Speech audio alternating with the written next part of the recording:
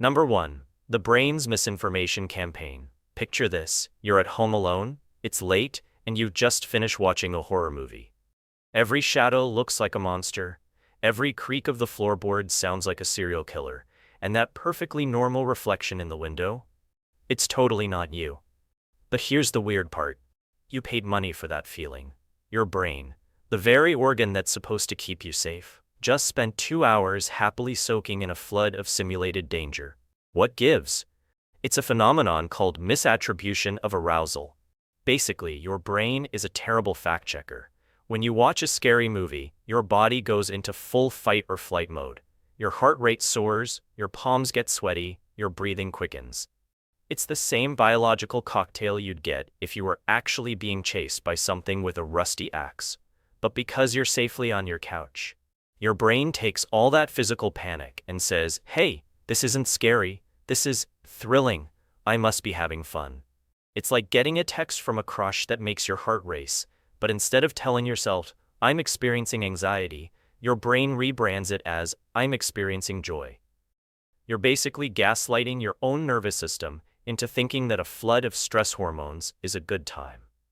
The genius of horror movies is that they hijack this glitch, feeding your body the physical sensation of danger without any of the actual risk, allowing your brain to misinterpret fear as a thrilling kind of fun. Number 2. The just-in-case simulation. Have you ever stopped to wonder why you find yourself mentally rehearsing escape routes from a movie theater during a particularly tense scene? Or why you've already picked out a weapon, that half-eaten bag of popcorn, just in case the monster in the movie suddenly becomes a problem in real life? This isn't a sign that you've finally lost it. This is your brain's weird, ancient, and highly dramatic training protocol in action. Psychologists call it fear conditioning, but a better name might be the what-if machine. Our ancestors had to constantly be on high alert for predators and rival tribes.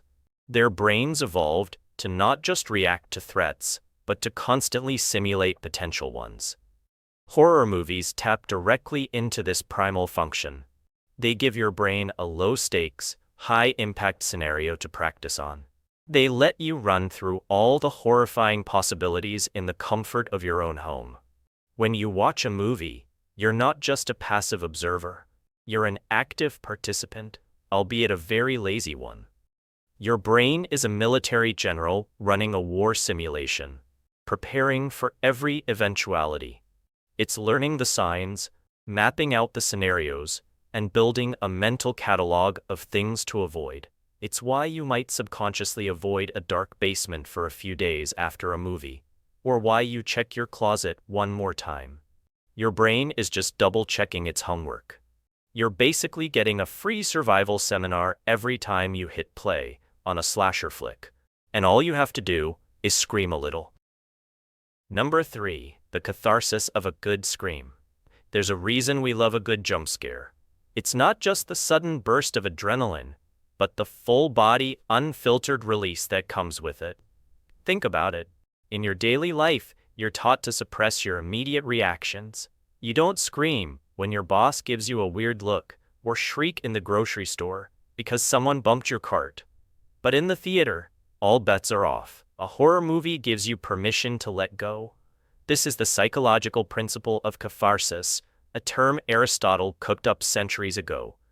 He believed that tragedy, or in our case, horror, purges the audience of negative emotions. It's a safe, controlled environment where you can expel pent-up tension, anxiety, and fear. That scream you let out when a ghost suddenly appears isn't just a reaction to what's on screen. It's a physical and emotional pressure valve being opened. Your body is literally releasing stress hormones like cortisol and adrenaline, and the act of screaming, a primal physical act, helps to flush them out. It's like a neurological reset button. When the credits roll, you feel lighter, more relaxed, and almost cleansed. That's because you just went through a full emotional workout, all from the comfort of your seat. Number 4. The paradox of control. Part of what makes horror so compelling is that it offers a sense of control over the uncontrollable.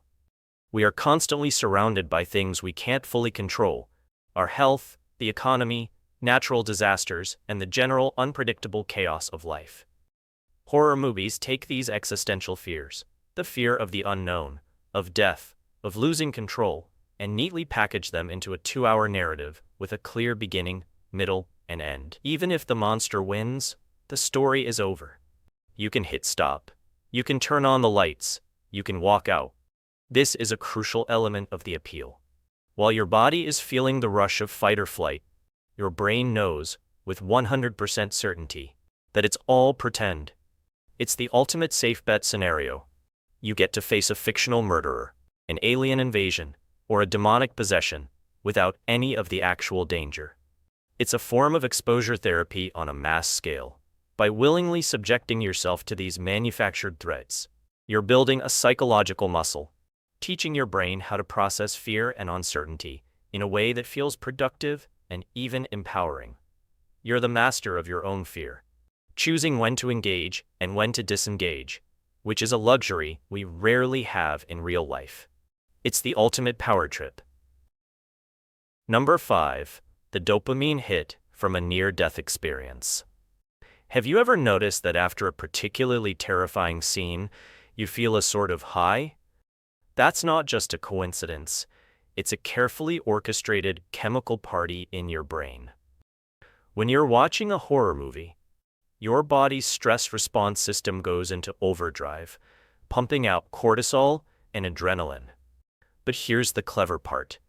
When the scary part is over, your brain rushes to correct the imbalance. It releases a flood of endorphins and dopamine, the body's natural painkillers and pleasure chemicals. This is the same chemical reaction you'd get after a hard workout or a close call in traffic. Your body is basically rewarding you for surviving a terrifying situation that wasn't actually real. It's a biological back pat, a little pat on the back for not dying. The bigger the scare, the bigger the reward. This is a huge part of the addictive nature of horror movies. You're not just chasing the fear. You're chasing the sweet, sweet neurochemical release that comes after the fear. You're a certified adrenaline junkie, and the theater is your dealer. Number 6. The bad decisions we love to judge. Ever yell at the screen, "Don't go in there," or "Why would you split up," while watching a horror movie? It's one of the most universal experiences in the genre, and it's a huge part of the fun. This is a phenomenon psychologists call self-enhancement theory, or, more simply, I'm smarter than you. Watching characters make terrible, illogical decisions makes us feel superior. Their bad choices are our good choices in a hypothetical world. It allows us to engage in a low-stakes, psychological exercise where we get to be the smart one, the survivor, the hero. We watch characters ignore every logical warning sign and think, I would never do that. It's a way of affirming our own intelligence and survival instincts without actually having to put them to the test. It's a cheap, easy ego boost, but let's be honest, it's also a ton of fun to watch people get exactly what they deserve for being so monumentally stupid. We get to be the judge, jury, and executioner from our comfortable seat, and that, my friends, is a powerful feeling. Number 7. The bizarre comfort of shared fear. Go to a horror movie with a friend and you'll notice something strange. You might jump, you might scream, but you'll also probably laugh. A lot. This isn't a sign of a mental breakdown. It's a brilliant little social hack your brain has figured out. Psychologists call it social bonding through shared arousal. Basically, when you go through an intense experience with someone, even a fictional one, your brain releases a cocktail of chemicals that strengthens your connection to that person. Your shared fear, and the subsequent relief, creates a bond. Think about it. You've just survived a terrifying ordeal together, even though it was all on a screen, and your brains are rewarding you with a sense of camaraderie. It's why people who go on roller coasters together often end up feeling closer. The same principle applies here.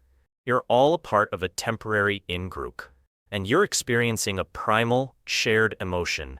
The nervous laughter that follows a jump scare is a sign that you're not just feeling fear, but also a sense of communal relief. It's a nonverbal confirmation that we survived and we're in this together. Number 8. The psychological appeal of monsters. Monsters are not just random bad guys. They are walking, screaming metaphors for our deepest anxieties. Every monster, from Freddy Krueger to the terrifying creature in A Quiet Place, represents a real-world fear. The zombie apocalypse isn't just about zombies, it's about the fear of a pandemic, the collapse of society, and the loss of our shared humanity. The ghost in the haunted house isn't just a ghost, it's the fear of death, of the unknown, and of history repeating itself. This is symbolic representation in action. Horror movies take our abstract, formless fears and give them a face, a name, and a backstory. By confronting a tangible monster on screen, we are indirectly confronting our own personal demons. This is incredibly empowering. It gives us a safe way to wrestle with the things that keep us up at night. To see our fears defeated, or sometimes win, which is also a type of catharsis. The monster is a stand-in, a proxy for our anxieties, and by watching it, we feel like we are gaining some sort of control over our own lives. That's all for today. I'll be making similar videos in the future. Subscribe to see them.